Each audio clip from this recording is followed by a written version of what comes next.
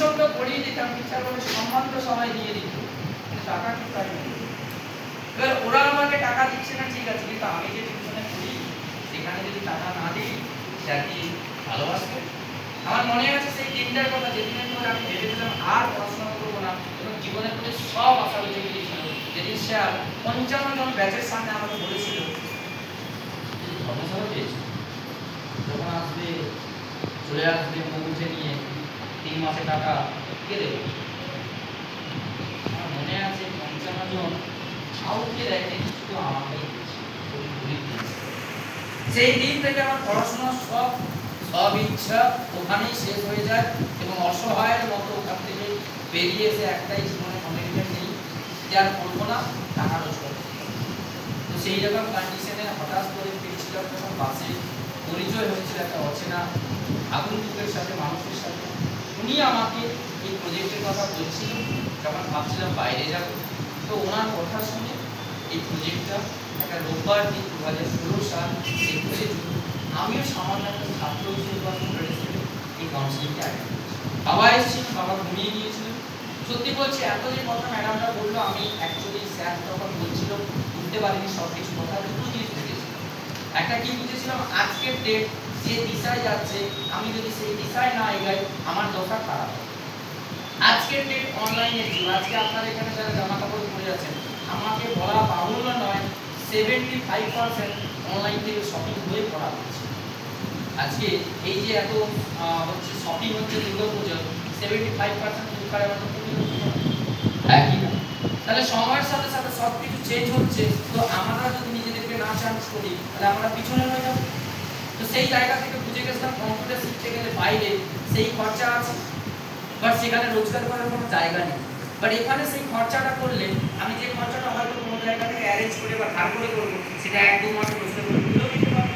তাহলে আমার টাকাটা উঠে গেল, ট্রেনিংটাও নেওয়া হয়ে গেল এবং রোজগার করার একটা জায়গা, হাত করার জায়গা পেয়ে। দ্বিতীয় কি বুঝেছিলাম, পার ডে বাবাকে হাত পাততাম কলেজ যাওয়ার আগে 25 টাকা, যাওয়ার ভাড়া, আসার ভাড়া, হাফ ভাড়া। কলেজে গিয়ে দেখতাম বন্ধু বান্ধব বাইক নিয়ে এসছে, কি সুন্দর বিরিয়ানি খাচ্ছে, সিনেমা দেখছে। আমাদের জীবনে না বিরিয়ানি, না সিনেমা, না বন্ধু, না বান্ধবী, কেউ নেই। কারণ টাকা যারা আছে টাকা দিয়ে সব আছে। আমরা শুধু খাবারগুলোকে দেখতাম, কলেজে ঘুরতাম, ভাবতাম আমরা এই জীবনটা পাইনি, ভবিষ্যতে যদি রোজগার করি চাইবো আমার যে নেক্সট জেনারেশন ছেলে মেয়ে যেমন তারা এরকম ভালো লাইফ কাটে, একটা যেমন তাদের জীবন। তো সেই জায়গা থেকে বাইকে যখন হাত পাততাম, আমার মনে আছে আমার বাবা হচ্ছে মাঝে মাঝে রেগে বলে ফেলতেন, টাকা গাছে মধ্যে আর পয়সা মগের এরকম নাড়াবে পড়ে যাবে। এই কথাটা না আমাকে যখন একটা এজ অফ 21 বছর 22 বছর বলা হতো, আমার পার্সোনালি মনে হয় কত বড় একটা অপরাধ ছিল। বয়সে বড় হয়ে গেছে না, বাবার কাছে হাত পাতে বাবার বলে যে কোনো সামান্য ভাড়া দিন, অ্যাকাউন্টে 1 টাকাও নেই। সেখান থেকে আমার মনে হচ্ছিল বারবার ভাব থেকে 10টা কথা শোনা থেকে একবার যে নিজের কেরিয়ারটাকে স্প্লিট করবো, ভবিষ্যতে কবে একটা চাকরি পাবো তার আশায় না থেকে এখন যেটা পাচ্ছি সেটা। এইটুকু ভাবনা চিন্তা বেশি না, 7,000 টাকা 10,000 টাকা রোজগার করবো দেখতে এসেছিলাম। তো প্রথম দিন যখন সুযোগ পেয়েছিলাম তখন আমার অ্যাডমিশন কিছু একটা ছিল, আমার মনে আছে বাড়িতে 6,500 টাকা লোন ছিল, তো ধার করতে হয়েছিল, কারণ ওটা ছাড়া কোনো উপায় ছিল না। কিন্তু দেখবেন ধার তাদের কি যাদের সাধারণ সমস্যা আছে। আমার মনে আছে আমার মা বাবা যাদেরকে বন্ধু বান্ধব বলে বলতে এরকম আপনাদের পরামর্শ তাদের সামনে দেখা তোদের সাথে আছে, আর আপনি যখন কিছু হেল্প চাইবেন দেখবেন দুনিয়াতে সব করে নট রিচেবল নেটওয়ার্কের দ্বারা। আমি দেখেছিলাম কিছু স্বার্থপর মানুষ যারা ওই মুখে চাপা দিয়ে ওই পর্দার বাইরে ভেতর থেকে বলে তোর সাথে কাছে একটি চাকরি, আর 2 টাকার সময় তারা 200 বাহানা দিয়ে চলে যায়। আমি দেখেছিলাম আমার বাবার বন্ধু বান্ধব কেউ টাকা দিয়ে হেল্প করেনি। মামাকে যখন চাইতে যাওয়া হয়েছিল মামা কি হেল্প করবে, কম্পিউটার শিখে পারা কি বলবেন, কম্পিউটার শিখতেই হবে। বিশ্বর বলছিল ওগুলো সব ফালতু, কেন আমার টাকায় আমার ছেলে বাড়িতে বসে থাকবে আর আমার ভাগনা ওরা কিছু করবে না, চলে না, আমি কিছু করবো না, কিছু করবো। যান আপনারা নিচে করুন, আপনাদের বাড়ির আশেপাশের সাথে ডিসকাস করুন, 1 মিনিটে বোঝাতে আপনাকে লাগবে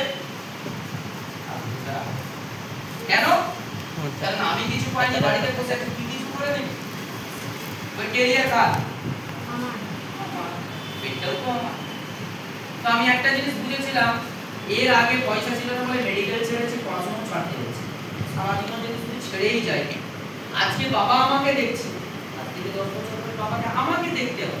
তাহলে এখন থেকে আমি যদি কিছু না করি, তাহলে ভবিষ্যতে বাবার বোঝা হওয়া ছাড়া, অপরাধ ছেলে হওয়া ছাড়া কোনো কাজ নেই। সেই জায়গা থেকে লোক জেদ করে তার বাবা মাকে কিসের জন্য, মোবাইল ফোনের জন্য, কেউ খেলতে যাওয়ার, ঘুরতে যাওয়ার জন্য আর জেদ করেছিল। আমার মনে আছে বাবাকে যখন কেউ জেদ করে, আমার মা তার ওই কিছু ওই কানের হয় না, সোনার কানের হচ্ছে দিনকে বন্ধক দিয়ে 24 বছর চড়া সুদে আমার মা কাঁদতে কাঁদতে টাকা দেওয়া হয়েছিল। তো এটা অনেক কষ্ট লসে যেমন সেই একবার জীবনে ঘরে হাত করেছিলাম, জীবনে কোনোদিন হাত পারি মন দিয়ে কাজ শুরু করে। প্রথম মাসে আমার পেমেন্ট আছে কত না, প্রথম মাসে আমি 1,500 টাকা মাকে একটা শাড়ি কিনে দিয়েছিলাম। ওই পেমেন্টের টাকায় আমার মা কেঁদে ফেলেছে। আমি আমার মাকে জিজ্ঞাসা করছিলাম, কাঁদছো কেন? বলছে বাবু 2013 থেকে 2016 থেকে কোনোদিন ভাবিনি প্রথম বছর রোজগার করেছিলাম 38-39 হাজার টাকা। গ্রাম বাংলায় দেখবেন কিছু বাড়িতে পৌষ মাস হয়, কিছু বাড়িতে ষোলো মাস, দেখবেন কিছু বাড়িতে জন্মদিন হয় না, পুরো ভালো করে মানায় কিছু লোককে দেখানোর জন্য, তোরা ছোট আমরা বড়। আমাদেরকে ডাকতো জন্মদিনে, মনে আছে কেক কাটার আগে হচ্ছে বলে খাই দাঁড়িয়ে দাঁড়িয়ে দিত, কেন তাদের কেকে না ভাব। তো আমার জীবনের শখ ছিল যে আমরা কোনোদিন বার্থডে সেলিব্রেট হবে নিজের টাকায়। সেই বছর করেছিলাম, সবাইকে ডেকেছিলাম, ওরা গিফট কিনে দিয়েছিল আমার মনে নেই। বাট আমি সেই ছেলে যে বাবাকে হাত পেতে কলেজ যেতাম, সেই প্রজেক্ট থেকে রোজগার করে 12,000 টাকার স্যামসাং গ্যালাক্সি একটা ফোন নিজের জন্মদিনে নিজেকে গিফট করতে পেরেছিলাম।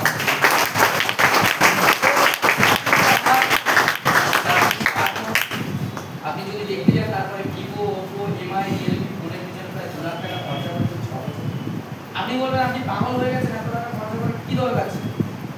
সেই এরকম একটা ফোন হয় না, সেখানে স্ক্যান করলে ফোনটা করে আমি দেখতাম আমার বন্ধু বান্ধবরা ফোনগুলো নিয়ে আসতো, যখন হাত দিয়ে আমি স্ক্যান করতাম।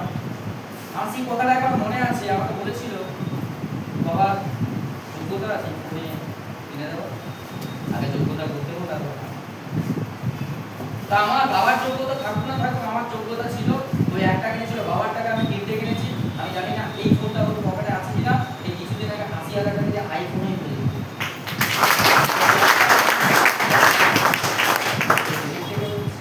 বাড়িতে সাইকেল ছিল না, লোকের বাড়িতে সাইকেল প্র্যাকটিস করতে যেতাম। লোক এরকম করে বলতো সাইকেল ভেঙে যাবে, সাইকেলের চাবি নেই। অনেক বাবা মার সাথে তর্ক বিতর্ক ঝগড়া করার পরে ক্লাস 4 থেকে ক্লাস 8 ঝগড়া করার পরে একটা সাইকেল কিনেছি, লক্ষ্মী ভাড়া বলে সেটাকে ভেঙে একটা সাইকেল কিনেছি। এই প্রজেক্ট থেকে 6 বছর লাগেনি, মাত্র 3 বছরের মাথায় বাবা কিনে দিয়েছিল লাল কালারের সাইকেল। বাবাকে আমি কিনে দিয়েছিলাম 15 জানুয়ারি পোস্ট পারমানেন্ট দিন, লাল কালারের একটা অ্যাপ্রোচ কালারের ডিসপ্লে করা ভাই। শোরুম থেকে হচ্ছে দিচ্ছিল, বলছে আজ থেকে বাইকের মালিক আপনি, শান্তনু সরকার আপনার হাতে থাকতে হবে। আমার বাবা তখন হাত কাঁপছে এবং চোখে জল চলে এসেছে, লাল লাল করে হয়ে গিয়েছে। আমি বাবাকে জিজ্ঞেস করছিলাম কি ভয় পাচ্ছি?